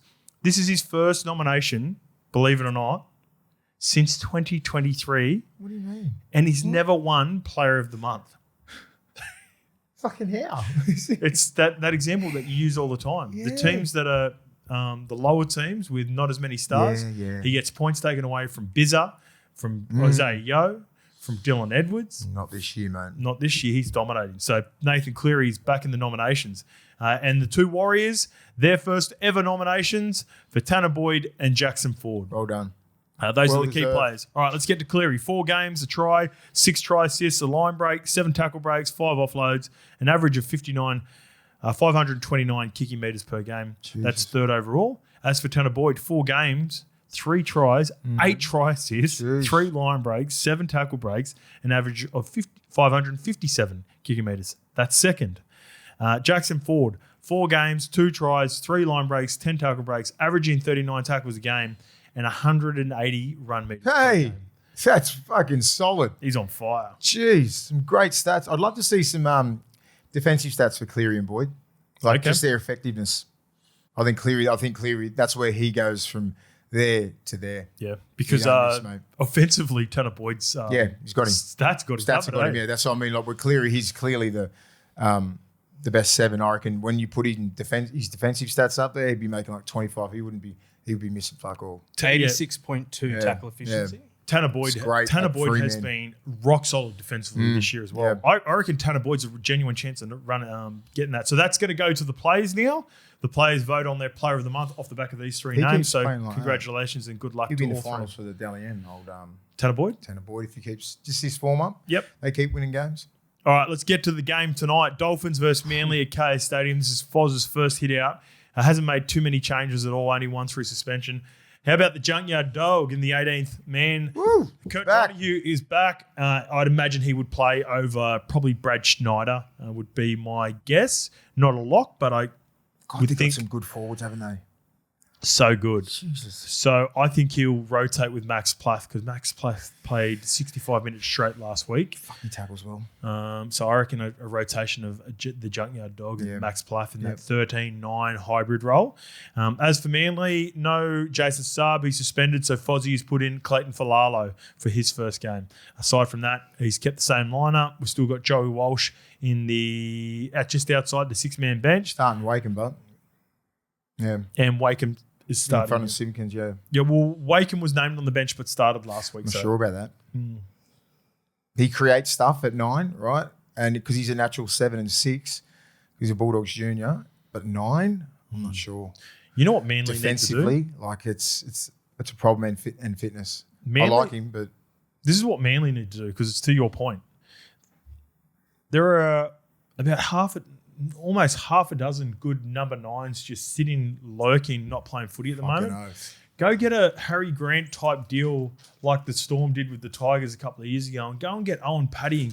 Ricky said he doesn't want him sitting on the bench for 15 minutes. The development for a guy like Owen Paddy or who's another one, Blake Moser at the Broncos. Like Manly should make a play for a loan option for a genuine 9 to come in. Because there's a lot sitting in some really good teams that are just like sitting at 18, 19, 20, 21. Or even like a guy like Jake Turpin. The Manly were interested in signing him. Serraldo didn't want to let him go, but find out if any of these players can come in and play some meaningful footy because you look at our man Harrison Graham, right? Solid number 9, good backup number 9. He was sitting behind Kurt Donahue, Plath, and Jeremy Marshall-King. He's shown that with an opportunity. Yeah, they can play. There's Owen Paddy be on my hit list straight away. Big time. But Rick, you can't because Starling. Is Starling? Starling and Brayley are there. Though. Yeah. But he's Starling goes down, Brayley goes in. You know what I mean? It's just like he's third man off the rank. Yeah. Sucks for him and his growth right now. He's too good to play, not to play week in, week out first grade, in my opinion. It's been a good game, but I'm going for the Eagles because of Oz. Yep. That's it. I want him to get off to a good start. But that is a hard team that they're playing against. What are the odds, Lukey? Well, the odds with Tab, Manly are 3.25, Dolphins are $1.35 favourites. The line is 10.5. Shit. KO Stadium is weird too. Yep. KO Stadium, Thursday night, primetime game. What's the weather like up there? It'd be beautiful, I'm thinking. Nice dry track. Give me the conditions. Give me some conditions, Lukey. Come on. Approximately 8 p.m, about 22-21. Beautiful. Fast track. 83% humidity.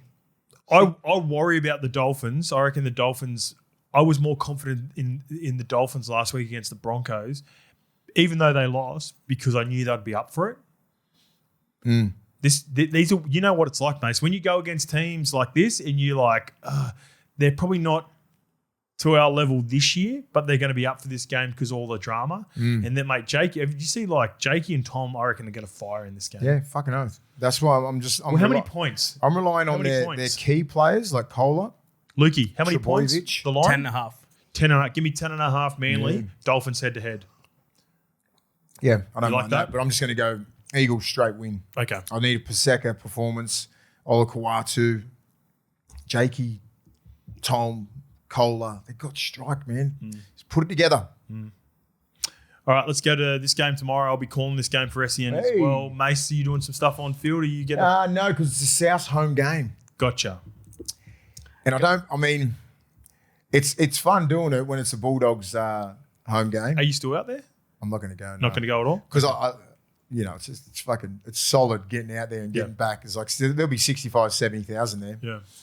Gus was sort of having like a little dig on 100% footy, talking about it. Because they gave cheap tickets out last year. They did $10 tickets on the top tier last time. Yeah. Yeah, and that's why we packed it out. Yeah. And South's not doing that? Doesn't sound like it from what Gus was then saying. they'll only get 50,000. Yeah. Yeah, that's disappointing. Sucks. That's disappointing from That was South. awesome to see capacity there last year. And you're going to get all the crowd coming from the Easter show. Yep. Coming in. Yep. So they've always done that good. The Bulldogs always like it's nearly free to get in. Yeah. That's what I'm doing in the morning, going to the Easter show and then with the family and stuff, and then go call the game. So I can't wait for this. It's at 4 p.m.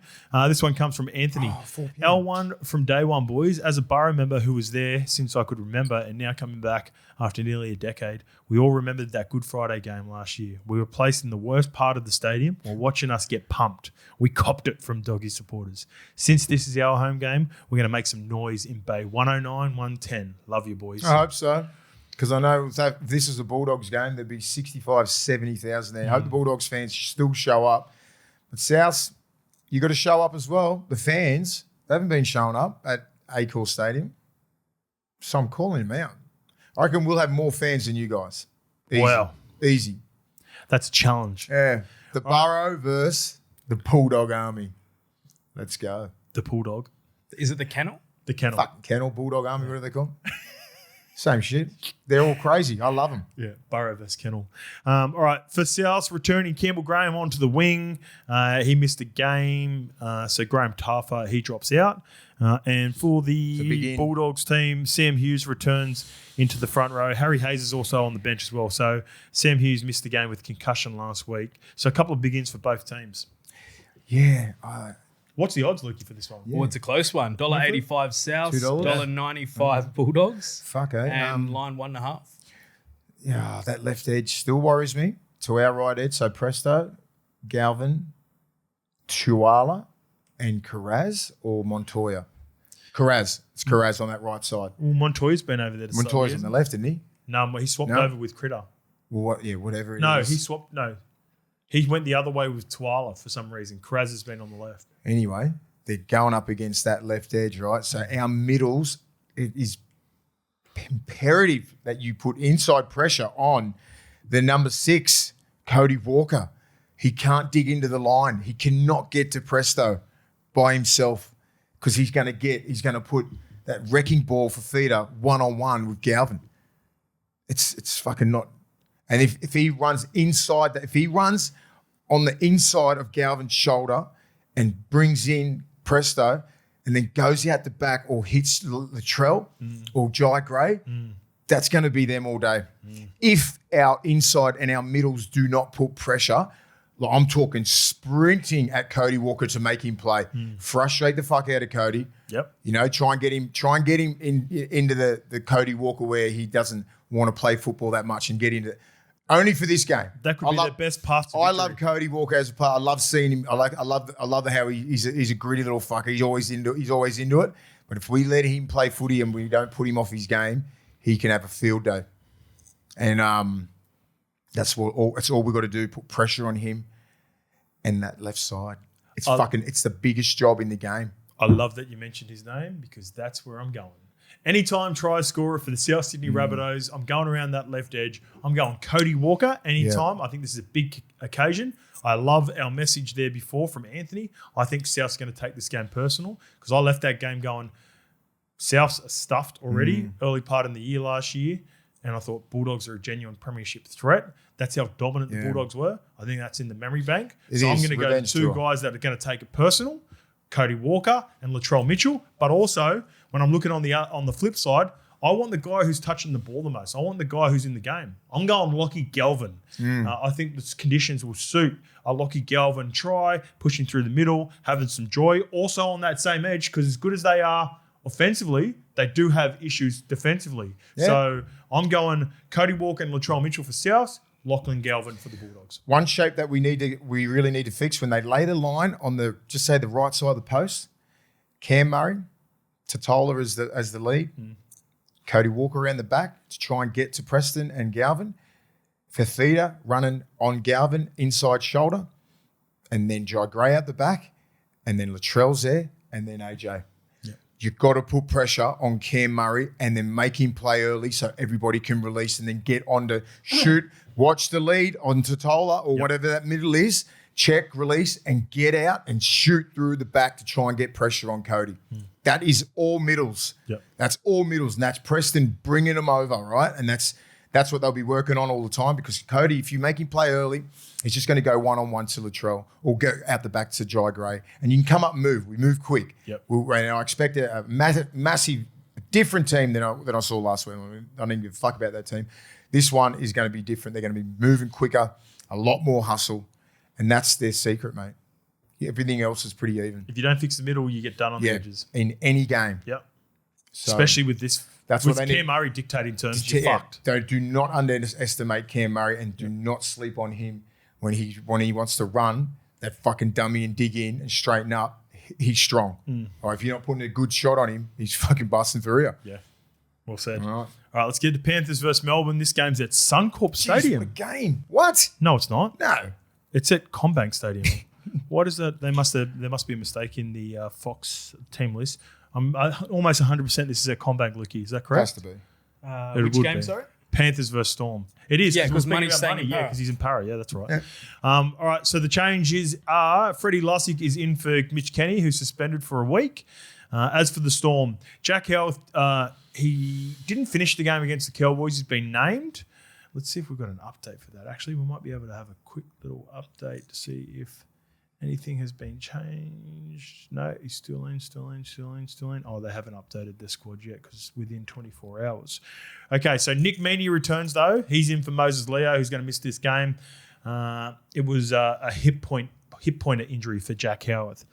Aside from that, a desperate Storm team trying to avoid 3 losses in a row against almost the perfect start for the Penrith Panthers. Unstoppable. What's the odds for this one, Lukey? Penrith favourites with Tab at $1.42, Melbourne at $2.90. The line is 8.5. Storm, I don't know what's going on with them. Two games with 12 to 14 point leads. It never happens ever. And a team to come up against right on your potentially your 3rd loss in a row, which is fucking historic for that club, is Panthers, who look unbeatable at the moment. And I think they'll keep that record. I understand Storm's a Storm, but they're down at the moment. And most teams love it when a good team's down. You got to get them. You got to get them now because this team won't be the same in about 10 rounds. The line for this one is 8.5. Yeah. I'm going Panthers 1-12 in this game. Yeah, tight. I'm going a tight game because of this. And I said it in our interview with Money yesterday. The way that Money was speaking, just rapping the Panthers, fucking we're off it. I'm playing shit. I feel like whenever he's like this, he's in this mode, and he says it like it's because he's a knockabout. He's a bit of a larrikin. Yeah.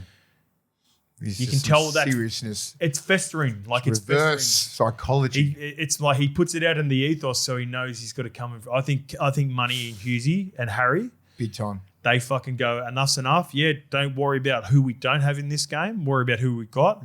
And I reckon this is close all the way to. I think it's close too. I want it to be close in the Storm. I think Penrith beat them because I think they're just on fire at the moment. They're playing some great football, but do not forget about Harry Grant, Munster, and Jerome Hughes. Remember that everyone else needs to get on fucking board. This game last year went down to the chaos with the penalty goal, field goals. Remember? Oh yeah, Harry ended up under the post, taking the dive. I reckon this could be extra time or last 5 minutes. There's a field goal, penalty goal to win the game. That's how close I think this is going to be. But I'm with you. I'm on the Panthers, mate. All right, let's get to Saturday. We've got the Dragons at home to the Cowboys. That's at Jubilee. That's at 5:30 p.m. because we're shifting that first game to Monday for Easter Monday. As for the Dragons, so David Fale, he comes into the wing for Tyrell Sloan. King Tongia goes from the bench to starting 6 for Kyle. And Cade Reid is listed amongst the reserves so far in the 21. As for the Cowboys, I thought Zach Labert might have kept his position because it was a really good win against the Storm last week, but Tom Chester comes straight back in. I think deservedly so. He had a really good start despite the 1-2 start for the Cowboys, and Todd Payton has rewarded him. So there's a real player there. Lukey, the odds, please. St. George, outsiders at $2.10, $1.74 the Cowboys. The line is 2.5. I like what the Cowboys are doing. Just that little bit, that fight last week against the Storm. That's not in their DNA, really. The big comebacks against teams like the Storm. Agreed. Right? And I'm like, fuck, that's a change in the psyche there. So I'm not thinking they're fearing coming down to St. George. St. George are tough, right? They're going to give it to you. They're physical. But the halves, it's always in the halves. That sort of seem they just can't put it together and execute in the red zone. They can get yards, all of them. They run hard, they tackle hard, they work hard, but they can't execute tries. And in the second half, they seem to really die off as well. A bit of fatigue. 2 things for this game that favour the Cowboys for me. I hate the energy around the Dragons at the moment. Feels like they're really unsettled from top to bottom. And for the Cowboys, Tom Dearden hasn't even played well this year. No, he's just been at 7 out of 10. Yeah, just 7 out of 10, makes his tackles, leads by example. Yeah. If Tommy Dearden has a day out, they are fucked. Halem Lukey is going to be running that on that right. King Tongia. Yep. And big he's day. A very good line runner. Yep. So he can expect a lot of traffic there. A lot. Jason Taumalolo's back to making Jason Taumalolo meters. Ruben Cotter's doing his thing. Thomas McKayle's making some noise, and so is Neem. They're not losing much when the bench comes on. That's a sign of a good team. Yep. So I'm going Cowboys. I'm going Cowboys as You know, well. I think Drinky was outstanding the last couple of weeks. Braden Burns been good. Yep. But quietly kept coming into a decent team. Yeah. I don't mind it. There's definitely potential. Murray Taulungi's come back to his I think the big form. part with coaches that are under pressure, once you can quiet the noise, you can actually start coaching them properly as well. Yeah. So And they got that one game against the Storm, the confidence levels that you'd be rolling into now, like come back from that, you're like, fuck, we did that against the Storm. We can fucking beat anyone. fucking oath. All right. Gold Coast Titans versus the Brisbane Broncos at Seabus Super Stadium. Brimo is named to start at centre as he was, as I predicted last week, with Lockie Ilias. That worked out well for him. I know it was a rough game, but it still looks all right. Cleese Haas has been starting in the front row. And shout out to Oliver Pascoe, who made his debut last week. 26 years old, 6 years in the Queensland Cup. And our man Jimmy Reid, Well done. our one from day one, he was in the comments section, I think about 3 times. Jimmy, you finally got Got your him. shout out. Oliver Pascoe made his debut, so congratulations to Ollie and you, Jimmy, because you were telling us all Mainly to preseason you, that he Jimmy. was gonna, mainly you, Jimmy. Mainly you, Jimmy. Because you deserve it. As for the Broncos, Gemma Shibasaki comes in to the centres. So does Jesse Arthurs, because both Grant Anderson with that sort of grass cut that he received last week from Selwyn Cobbo unintentionally. It was a really rough looking tackle, but Oh, that was weird, wasn't it? He lost his footing. legs, just fucking flogged him. And I think Josiah Karapani's gone on a bit of a Tokyo drift around Fortitude Valley. Have you heard that? What happened? See, Was that? I saw that. I didn't. What was the context? So he must have gone on a joyride around on Friday night. What are you doing, And kid? anyway, he got pulled up by the coppers. I don't think he obviously wasn't drink driving or anything like that. Otherwise, we would have found out. So he must have just been fucking ripping burnouts or something around Fortitude Valley. Fortitude Valley. Anyway, Damn. as long as got no one dropped.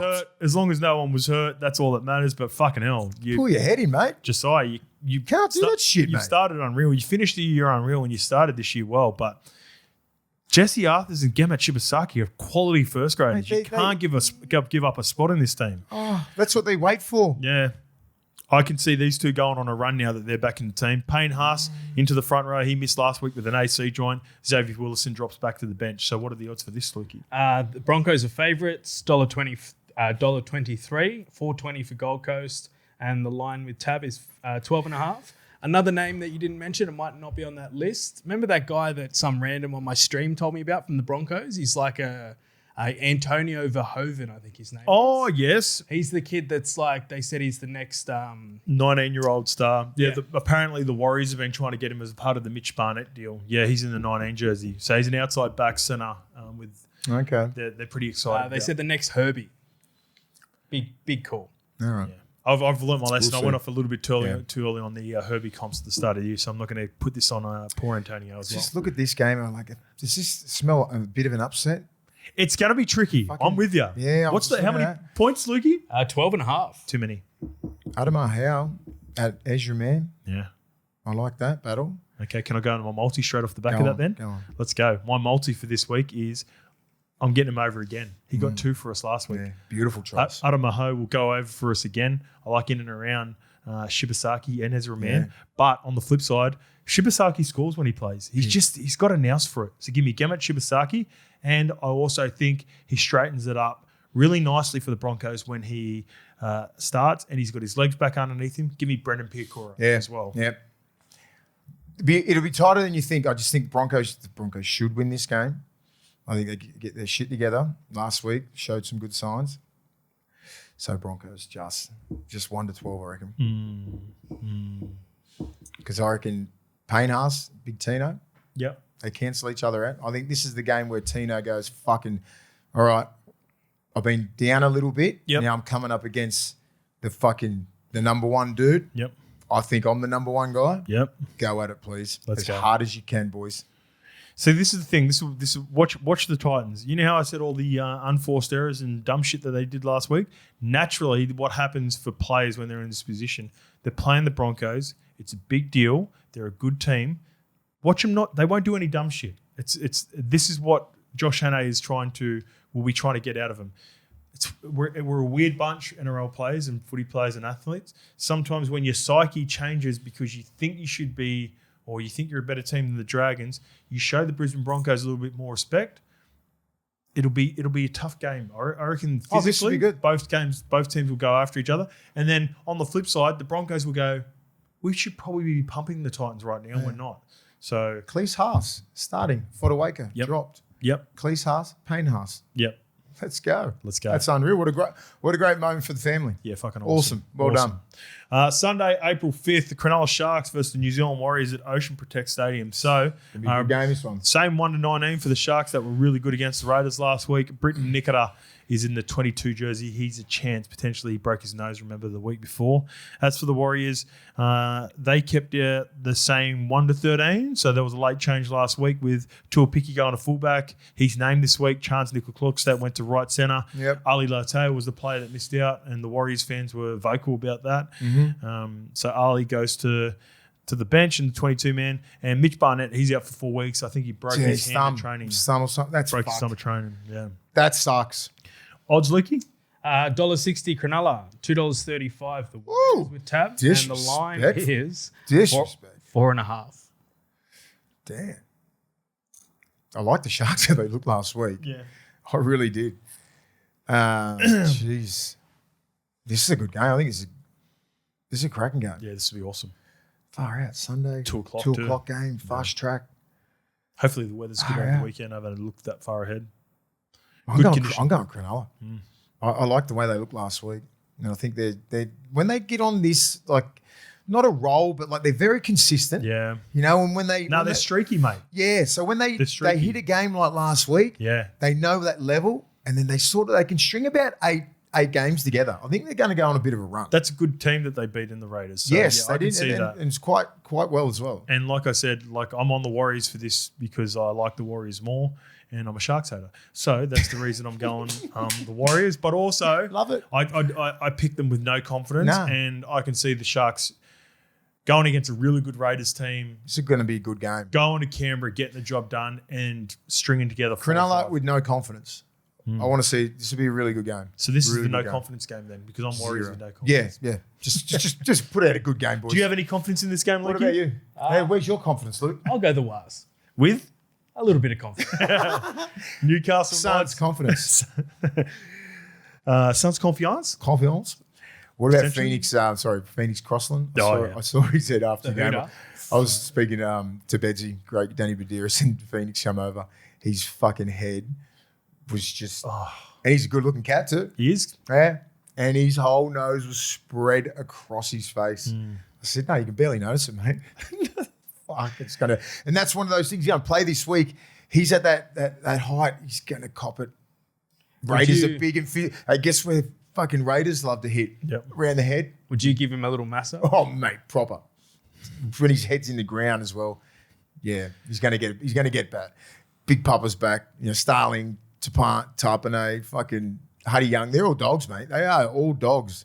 When you see something like that, you go at them. All right, so the Knights versus Raiders at McDonald Jones Stadium, 4 p.m. Trey Mooney returns from suspension, and Josh Papali'i returns from suspension. So Pasami goes back to the bench. He was awesome for him last week, and so does Morgan Smithies for the Raiders. Odds, please, Lukey. Newcastle, $2.35. Canberra is $1.60 favourites. The line is 4.5. Fuck. I like Canberra. They have to win. They definitely have to win. It's getting to that, it's round 5. They've only won 2 games, haven't they? One game. Yeah, first game against Manly, too. Not A golden good enough. point game against Yeah, Manly that doesn't look fucking great on the form Not good line. enough. Not Yeah. good enough. They're too good a team. They've got too good of players. And, Knights outstanding last week, but, I'm back in the Raiders. So am I. I'm on the Raiders, and I want them to get this shit together. Yeah, get And I it said together, last boys. week, I want to see Ethan Strange running the ball. So give me Ethan Strange anytime. Simi Sasangi has been a revelation at the right centre position. He's been arguably their most dangerous threat. He has been. Got Him and X. got a really big matchup against Bradman Best this week, so I'm looking forward to seeing that. Give me Ethan Strange and Simi Sasangi for the Raiders. And what do I say? Whenever I'm on the Knights, I've got to get a player from the Knights. I want the guy who's going to be competing on everything, and that is Fletcher Sharp. Fletcher Sharp, he looked like he was a little bit hesitant last week, still trying to coming get his back, legs man. under him. There would have been a little bit of hesitation with that injury, but I think with an extra 7 days recovery, he can really get after this game. And like Fletcher's always thereabouts. So give me Strange and Sasangi for the Raiders and Sharp. It's 3 S's. There we go. Didn't realise that till now. So this is the triple S multi. Last game, huh? Parramatta Eels versus West Tigers at CommBank. Joash Papali comes in for Isaiah Yongi. And then we go down to the Tigers. They're 1-19. Valentino Tavana. He made his debut last week and was really good. So Tavana retains his spot. What are the odds? I really miss Yongi now, I reckon. Sorry, odds. Go. Yeah, odds. 174. Parramatta are favourites. Tigers are 210. And the line is 2.5. Tigers. Eels. I like him. I like the Tigers. Yongi, big part. Lukey live this week?